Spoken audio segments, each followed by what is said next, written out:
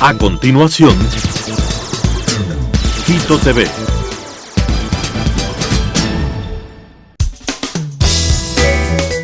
Clasificación A. Apto para todo público.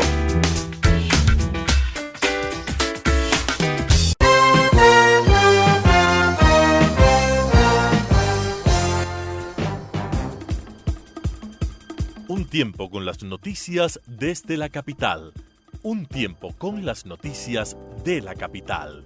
Quito TV. Un tiempo de noticias en Telesucesos, Canal 29.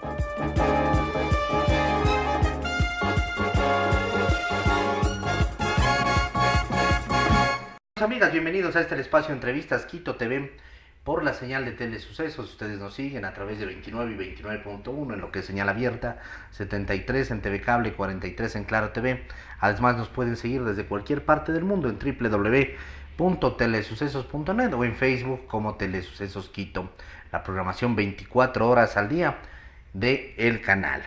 El día de hoy tenemos la presencia del economista Víctor Hugo Albán, vicepresidente del Colegio de Economistas de Pichincha.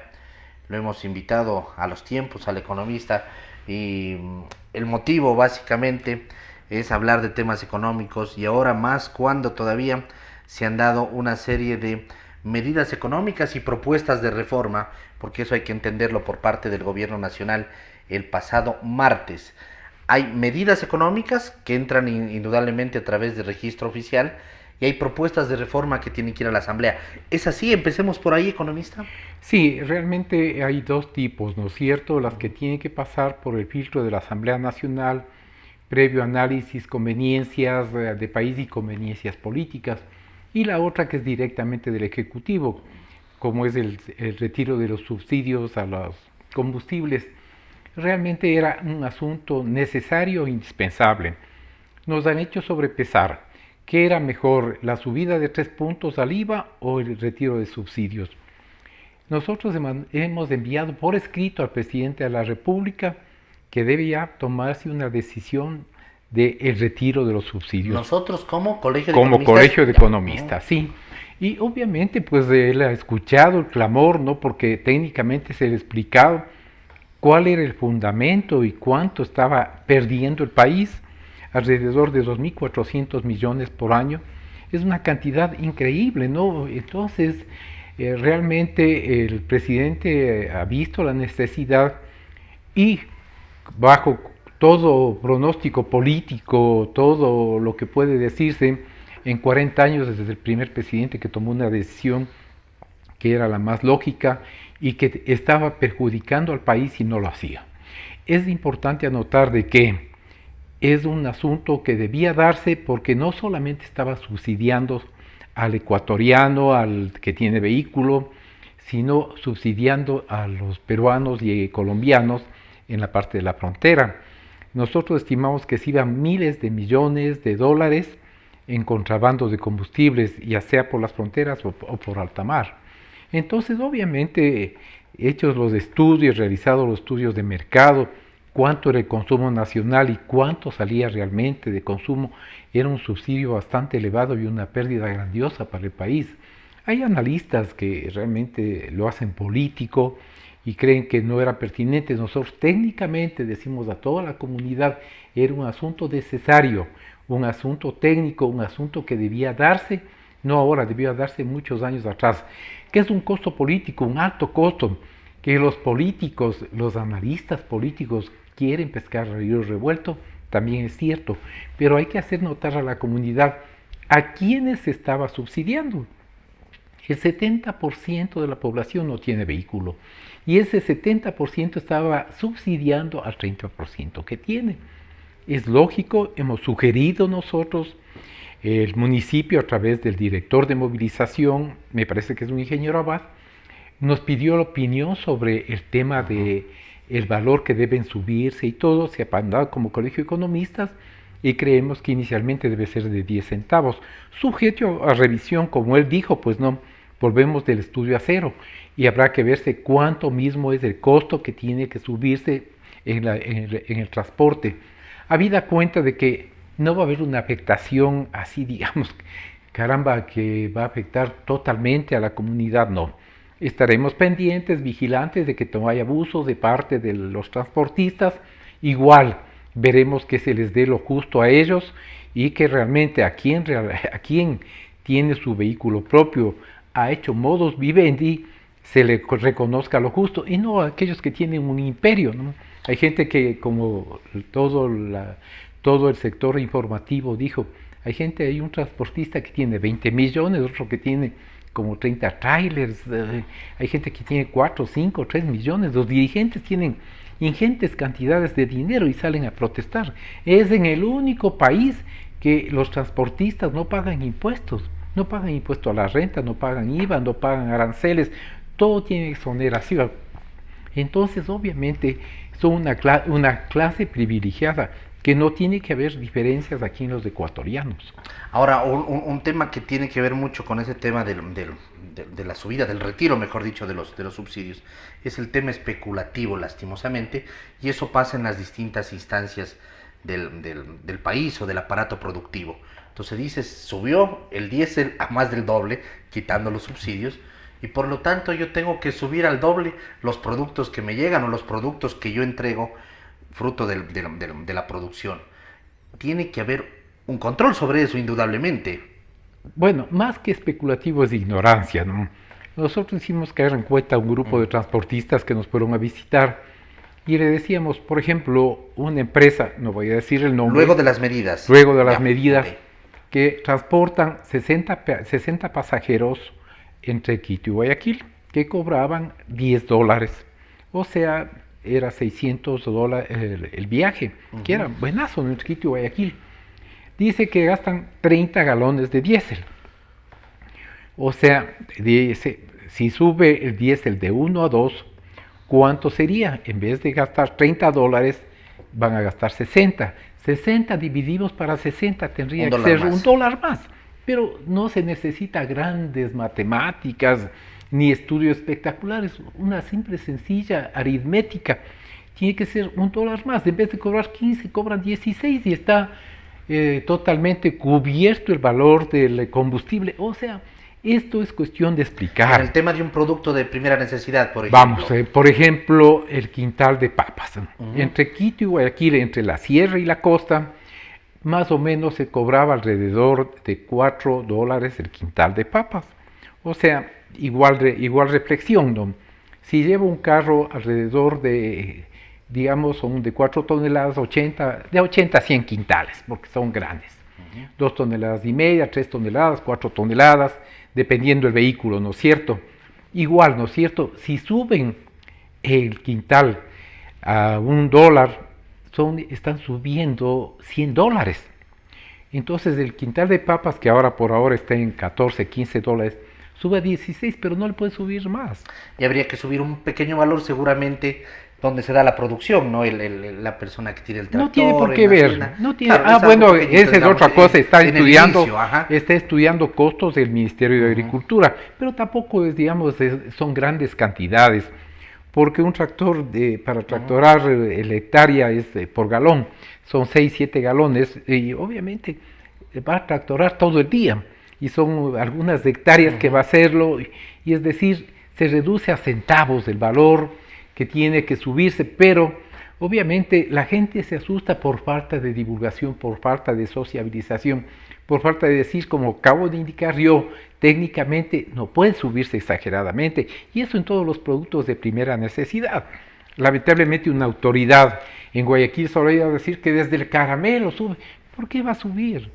No, eso es especular, hacerse la interesante la señora alcaldesa, y obviamente ha caído pero como un baldazo de agua, porque dentro de lo que ella es una persona que ha sido muy respetada, salir a cuestionar algo que no entiende y ponerle políticamente, realmente eso ha molestado a la gente que sí entendemos, porque si sale a decir una autoridad que desde el caramelo va a subir, ¿por qué tiene que subir el caramelo? ¿Por qué? Si aún ni siquiera se ajustan los precios del transporte urbano. Esta tarea de informar, ¿en manos de quién está? ¿Del Estado, del gobierno? Mira, lo que nosotros recomendamos al señor presidente de la República, sociabilice, ponga gente hábil, ¿no es cierto?, que pueda hacer entender cuál es el impacto, ¿no?, en la parte económica, en la parte social, y obviamente decir esto va a hacerse de esta manera, no salir y pum.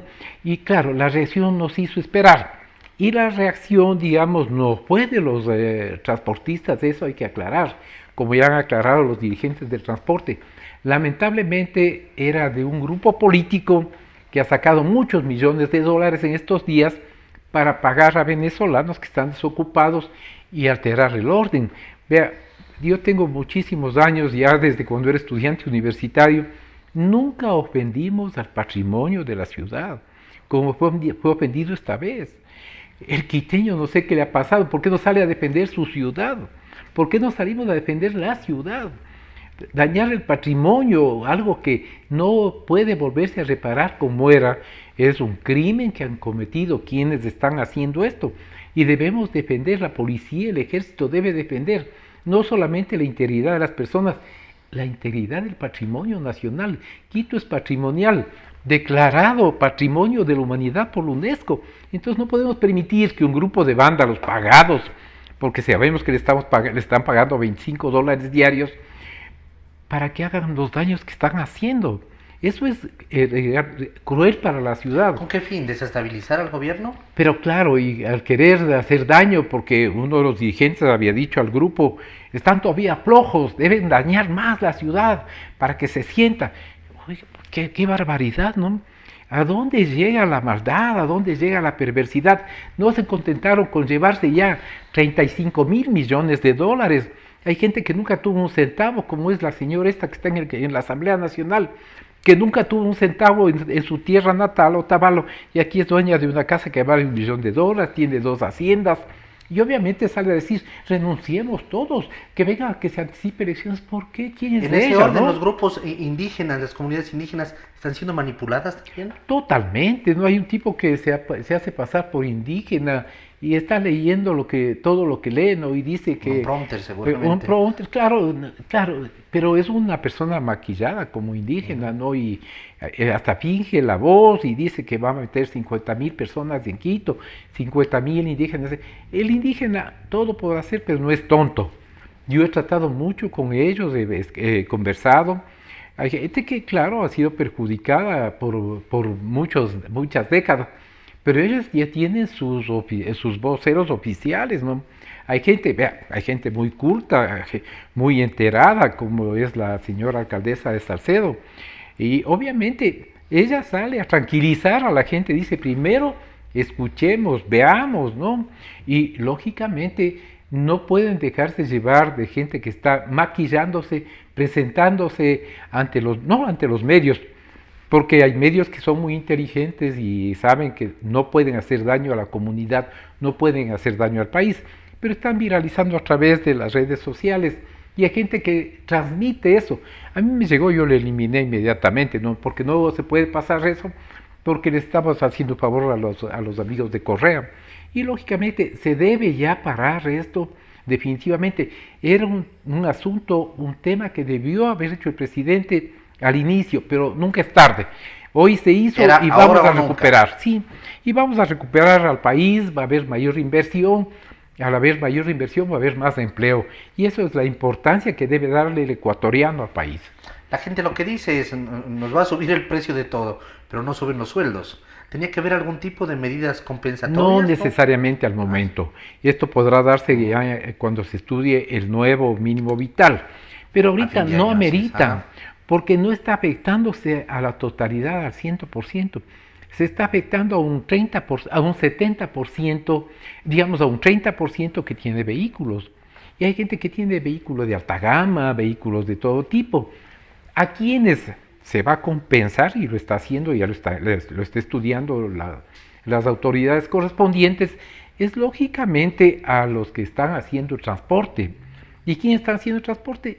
Los buceros, los camioneros, los taxistas, que debe reverse, ¿no es cierto? Y nosotros estamos prestos como Colegio de Economistas, que somos los llamados para hacer los estudios de costos, y no solo de costos, sino costo-beneficio.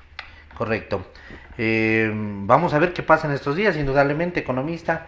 se dice que viene un importante número de comunidades indígenas, como usted dice, seguramente manejados, o será mucho lo que se dice. Hay bastante información, ¿no?, en redes sociales. Es especulativo, ¿no? Están pagando a gente que haga daños a las carreteras, haga daños a las ciudades. Obviamente tenemos que cuidar nuestro país. Yo invito a la reflexión a los ecuatorianos. Es un momento difícil, pero tenía que darse. Cuando debíamos haber protestado por haber hecho la refinería del Pacífico, haber gastado más de 1.500 millones de dólares y haber hecho una planicie en donde se llevaron alrededor de 1.400 millones. La refinería de Esmeraldas, que costaba 85 millones y terminó costando 2.300 millones. ¿Qué nos está pasando? Eso es como que fuera algo normal, eso, como que fuera algo habitual. Cosas, las carreteras con qué sobreprecios. Obviamente no tenemos que estar conscientes de que fue una etapa de mucha indelicadeza, de mucho latrocinio. Eso tenemos que ver, y eso pasa factura algún momento, y es la factura que tenemos que pagar todos los ecuatorianos por ser muy conformistas, por ver digamos, sin el cuidado correspondiente lo que estaban haciéndole al país. Esos son los costos que tenemos que asumir todos, absolutamente todos. No es solamente el indígena, no es solamente el ciudadano de poncho, sino todos los ecuatorianos tenemos este momento que asumir esa responsabilidad de nuestra irresponsabilidad en un momento determinado. Una de las otras medidas económicas es 300,000 familias recibirán $15 mensuales adicionales a través de diferentes bonos. ¿Esto no, como que no va en contracorriente del retiro de los subsidios? No, porque realmente hay gente, hemos hecho estudios socioeconómicos y hay gente que vive, digamos, con 2, 3, hasta $5 diarios. Entonces, el presidente pidió los estudios correspondientes y obviamente a través del ministerio al que le corresponde presentaron y se calculó que 300,000 familias eso se puede focalizar, se puede determinar que ese dinero vaya a las personas que corresponden. Totalmente, a las porque se hace un estudio. Claro que habrá abusos, excepciones, habrá gente que pesque a río revuelto, pero hay responsables de quienes están haciendo los estudios y creemos que es pertinente esa compensación. Eliminación o reducción de aranceles para maquinaria, equipos, materias primas agrícolas e industriales. Bueno, eso ha habido, ¿no? Que ahorita vayan a generar mayores, digamos, compensaciones. ¿Qué es un arancel? Es un impuesto que se paga para la importación, ¿no es cierto? Eso debe saber la comunidad. Si retiramos esos aranceles es beneficioso, porque es como si estuviéramos comprando un tractor en Estados Unidos o en la China o de donde se traiga.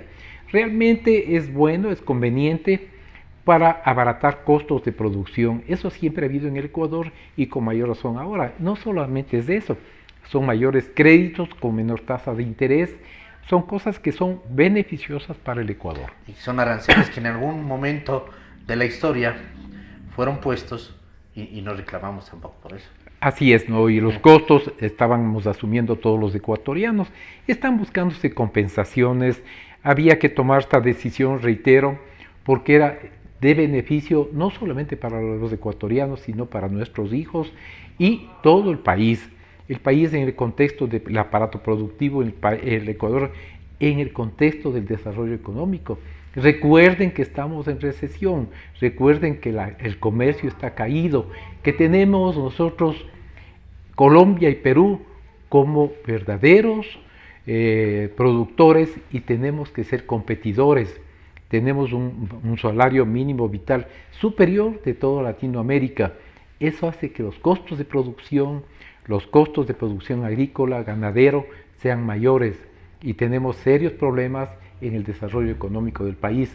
No hay inversión, no hay empleo y eso dificulta el desarrollo del país. Somos un país caro. Ecuatorianos, tengamos nosotros compasión de los ecuatorianos que vienen.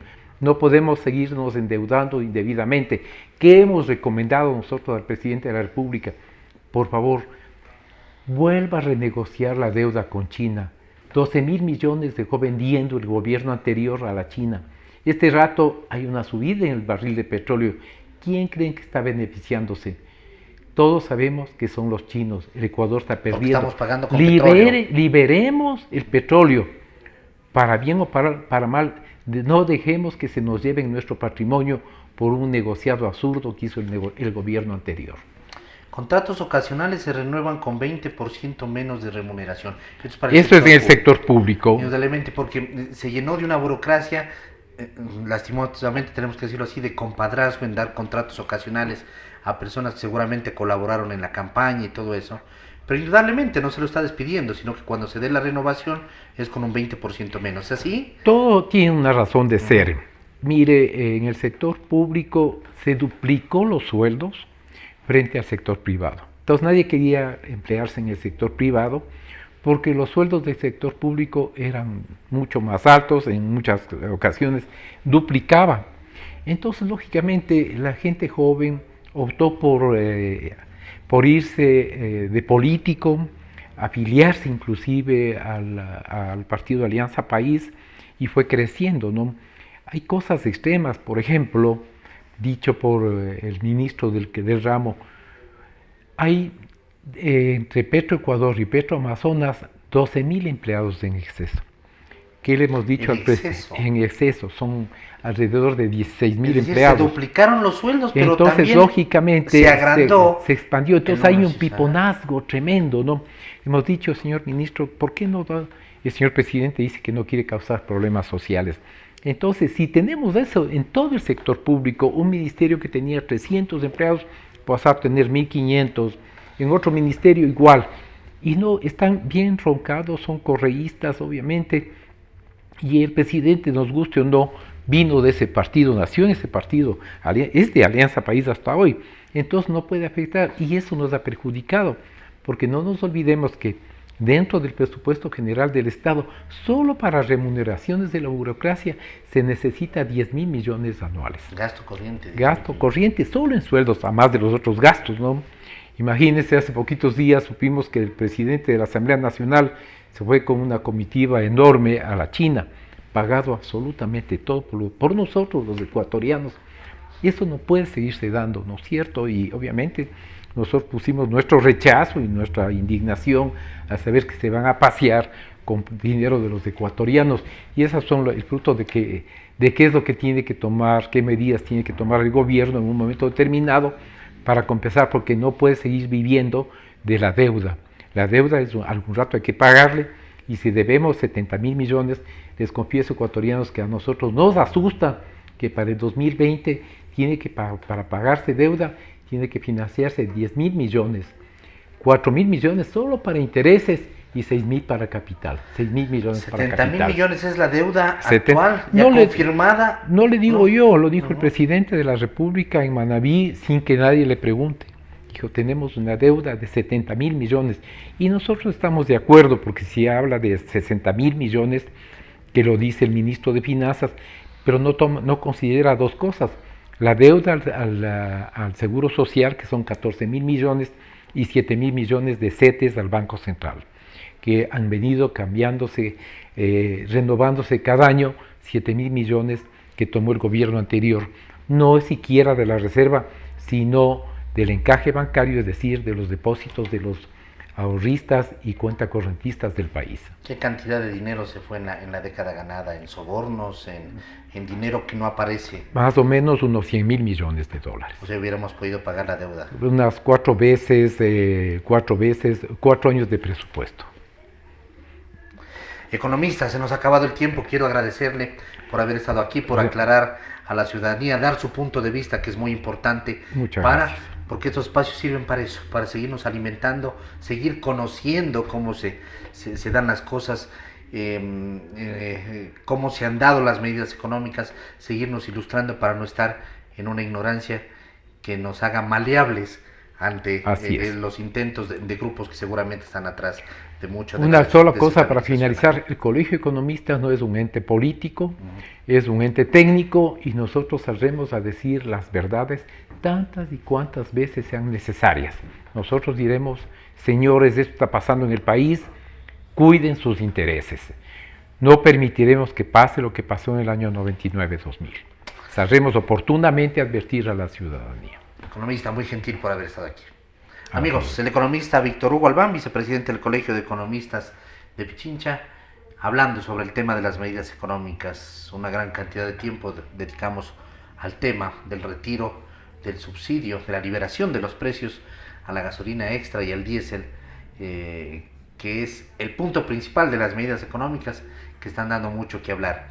Él nos ha hablado básicamente de que es necesario estas medidas que ha determinado el gobierno, y que indudablemente tenemos que poner el hombro, porque indudablemente lo que va a subir seguramente en los precios, en los víveres, sobre todo de primera necesidad, tiene que ser mínimo, pero que este es un esfuerzo que valdrá la pena a futuro.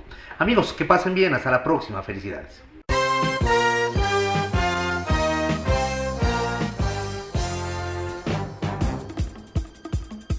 Un tiempo con las noticias desde la capital.